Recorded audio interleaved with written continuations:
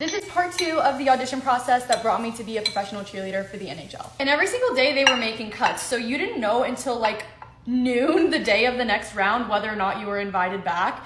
A lot of nail biting. So round 3 of auditions, we're all done skating. Now we are dancing and doing interviews. I was so nervous for the dance, y'all. I thought that we were gonna break up into groups of like 3 or maybe smaller, I don't know, to perform, but we had much bigger groups than that to perform. And then we also had more interviews that were like classic interviews. And then we also did a media type test. So they took us in this back room with all the videographers and they're like, okay, flip your hair and shake your pom-poms. We're gonna come from this angle. I guess just to like get a test of how we acted on camera, because that's pretty important. We were also put into small groups to make our own choreography, I guess just to like see how we work together, who's gonna take the lead, who's gonna do good at turning something right away, and then we performed that in small groups. It was all like in good fun. I think energy was really the most important thing. And day 4, the last day of auditions, was supposed to be a mock game day environment to kind of see how you would act on game day. So we got there and they took us into the Enterprise Center where the games usually happen. We were all like down in the tunnels behind the scenes,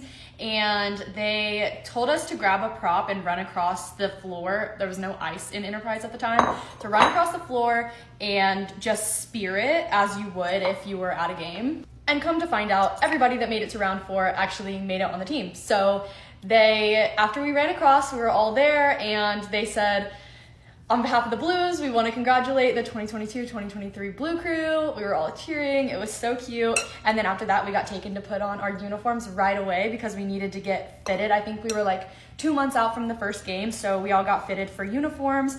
And it was so crazy to be like, find out we're on the team and then immediately be put in a uniform. It was like, oh my gosh. And that is the time that I became an NHL cheerleader.